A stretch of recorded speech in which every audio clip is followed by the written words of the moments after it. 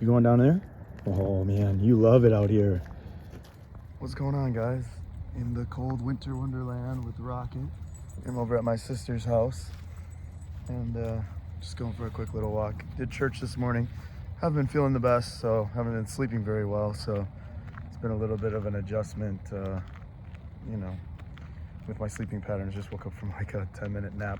Rocket jumped on top of me to try to get me to get up and take him for a walk, so we're doing that now. Rocket, are you coming, Bubba? So, yeah, guys, as I was talking about yesterday with you, like as far as adjusting to being back around people that you're not, normally around that often, you're a little bit out of your comfort zone, you're out of your regular routine, and how things can get a little bit more edgy. Another thing too, like if you're in a lot of pain or you're nursing a broken heart or whatever, those can all be agitations, and those are always going to be tests for you to how you're going to control your reaction. And that's something God's really teaching me this year, is to control my reaction, because I talk to that all the time about you guys, but controlling my reaction and how that can minimize pain later, or there to be other situations of how you affect other people, how you hurt other people, potentially. Today's message is all about Daniel, and about how God delivered him from the lion's den. Well, he didn't deliver him from the circumstance, but he protected him in it. And that was something that I felt like God has speaking to me lately on, is he told me, remember when I was in Philippines, don't focus on the waves, focus on me, focus on the source. I'm the one that's going to control it. And being an oak tree that's firmly rooted in the ground, when you're grounded, you don't worry about what the leaves are doing. You don't worry about what everybody else is doing. You don't worry about what people are posting, what they're saying. You stand firm in what you believe. You own your center. If you need to apologize for something, you own it, but you don't have to minimize yourself after you've apologized, after you've decently tried to change your behavior. Like, you've done the steps to change your behavior, not just give a half-hearted apology for something you did wrong, but you also have to forgive yourself, right?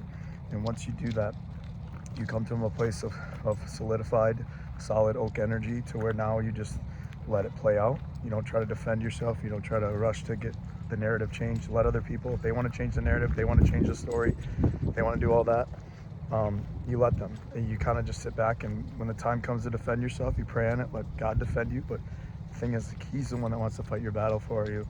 And the other thing was, like, when Daniel went to the lion's den, he just kind of let it happen. He let God fight his battles for him. I'm not saying you can't protect yourself, but I'm saying there comes a point too where God sometimes just wants you to be still, and he will have your vindication. He will have the victory. He will have your day in the light where the truth comes out, and you will have your vindication. You will have your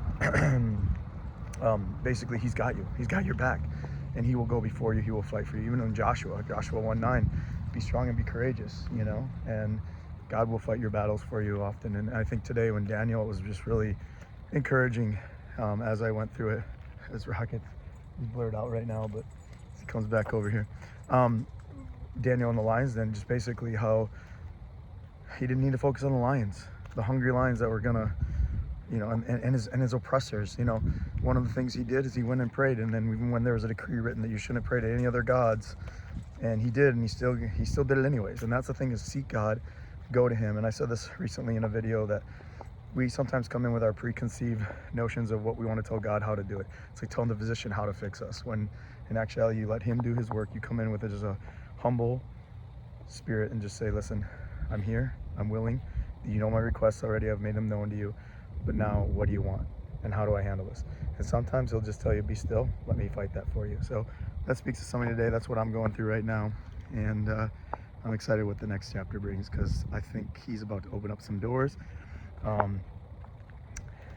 just see some movement already of trying to start from within, hone in on, focus on it within, let it go to God, ask what he's doing. He just says, be still, let me fight your battles, let me bring what you need. I know your needs before you do. You don't need to subscribe. You don't need to tell you what prescription you need for this part of your life, this broken heart, this need for finances, this need for whatever.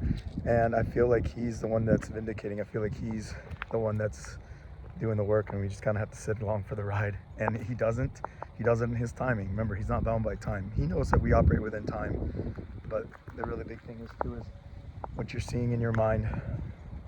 Again, you put it out first in your mind, and you'll start seeing that flow out over time, as far as you kind of creating your own reality.